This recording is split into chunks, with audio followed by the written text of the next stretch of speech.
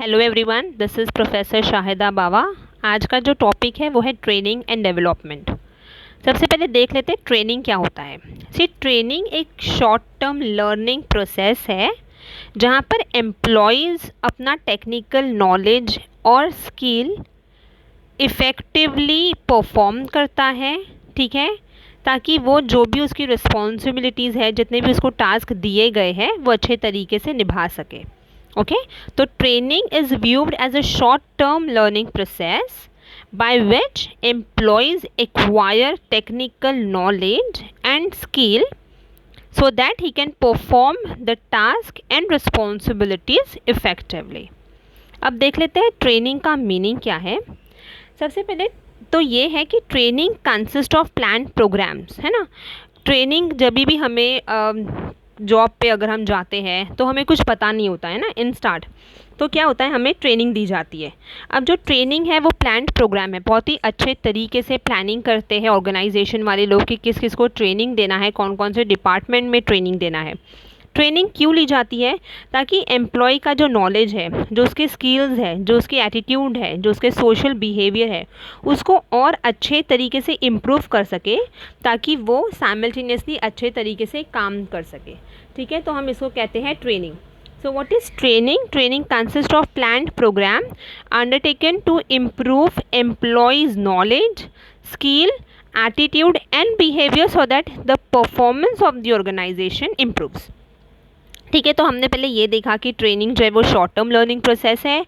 क्यों short term learning process है? क्योंकि हम एम्प्लॉयज़ को अच्छे तरीके से उसका नॉलेज स्किल जो है वो परफॉर्म करने देते हैं, ताकि वो अच्छे तरीके से टास्क एंड रिस्पॉन्सिबिलिटीज़ निभा सके, है ना। फिर हमने मीनिंग में ये देखा, सेम जो हमने एक्सप्लेन किया था वही वापस यहाँ पर भी देख लिया है। ओके, अब नेक्स्ट है उसका इम्पोर्टेंस। जब हम इम्पोर्टेंस की बात कर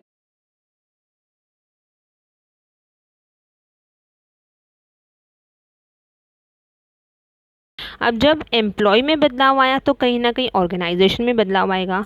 तो इनोवेशन जो है वो हेल्प करता है new plans, new product, new scheme लेकर आने के लिए।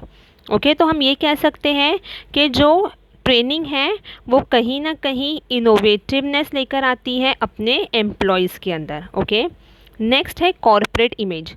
सी फॉर एग्जांपल आईफोन जब न्यू लॉन्च हुआ था 3 किसी को भी नहीं पता था, पर जैसे ही 4S मार्केट में आया लोगों को थोड़ा बहुत अवेयरनेस आया, न्यू प्लान्स आते गए, उसके अलग अलग सीरीज़ आती गई, न्यू स्कीम्स आती गई, तो साइमल्टेनियसली उसका इमेज जो है वो कितना हाई हो गया। तो कहीं ना कहीं जब हम अपने एम्प्लॉयज़ को ट्रेन करते हैं तो ट्रेनिंग के साथ साथ न्यू आइडियाज़ जो उन लोग लेकर आते हैं, तो अपने ऑर्गेनाइजेशन का जो इमेज है वो अच्छा होता है।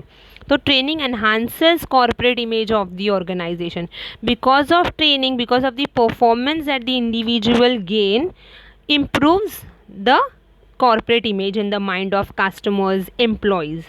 ओके, अब जब हमारा इमेज अच्छा खासा हो गया तो कहीं ना कहीं एफिशिएंसी आ जाती है ना ऑर्गेनाइजेशन को। See training enables the organisation to improve efficiency. हम ये क्यों बोल सकते हैं? क्योंकि हमारा सेल हाई हो जाता है। जब सेल्स हाई हुआ तो प्रॉफिट हाई हो जाता है, प्रॉफिट हाई हुआ तो मार्केट शेयर हाई हो जाता है। तो ट्रेनिंग की वजह से देखो कितना सारा चेंजेस आया है ना। इनोवेशन आ गया है, कॉर्पोरेट इमेज हुआ है, एफिशिएंसी आ गया है, फिर लोग अच्छे तरीके से काम कर सकते हैं, दैट इज़ टीम वर्क।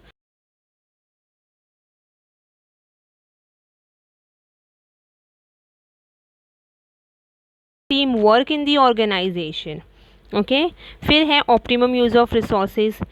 बराबर से रिसोर्स, जितने भी रिसोर्स है, फिज़िकल रिसोर्स, कैपिटल रिसोर्स, ठीक है, मैन पावर, ये अच्छे तरीके से बेस्ट टू बेस्ट हम यूज़ कर सकते हैं, यूटिलाइज़ कर सकते हैं। तो optimum use of resources. Next है मोटिवेशन। जब हम मोटिवेशन की बात कर रहे हैं तो जैसे हमने लास्ट टॉपिक कवर किया था, ठीक है, उसमें भी बताया था HRD का जब हमने पढ़ा था टॉपिक, तो मोटिवेशन जो है वो normally monetary and non monetary incentives के थ्रू हम दे सकते हैं अपने एम्प्लॉयज़ को, है ना। हम मोटिवेट कर सकते हैं, सैलरी हो गया, बोनस हो गया है, फिर रिक्रिएशन फैसिलिटीज़ हो गई है, वेलफेयर फैसिलिटीज़ हो गई है ये। अब क्या होगा, कॉम्पिटिटिव एडवांटेज। सी ट्रेनिंग जो है वो जनरेट्स कॉम्पिटिटिव एडवांटेज, है ना।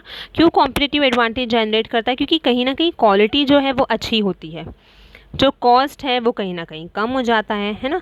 तो इम्प्रूवमेंट हो रहा है क्वालिटी में, कॉस्ट जो है वो कहीं ना कहीं कम हो रहा है। क्यों? क्योंकि अब जो वेस्टेज हो रहा था वो कम हो रहा है, इसलिए जो नुकसान है वो कम से कम होते जा रहा है। अब जब हमने न्यू आइडियाज़ दिया, है ना, इनोवेटिवनेस लाए, इमेज जो थी कॉरपोरेट की वो बरकरार हुई है, बड़ी हुई है, एफिशिएंसी आया है, लोगों ने साथ में मिलकर काम करना शुरू किया है, जो भी हमारे रिसोर्सेज है वो अच्छे तरीके से इस्तेमाल हो रहे हैं, एम्प्लॉयज़ मोटिवेट हो रहे हैं, इसलिए कॉम्पिटिटिव एडवांटेज आ रहा है। तो सब कुछ ये जब मिलता है तो कहीं ना कहीं हमारे जो कस्टमर है वो सेटिस्फाई होते हैं। क्यों? क्योंकि कहीं ना कहीं customer satisfaction take place when product performance matches with the customer expectation, है ना। तो customer satisfaction take place when product performance matches with customer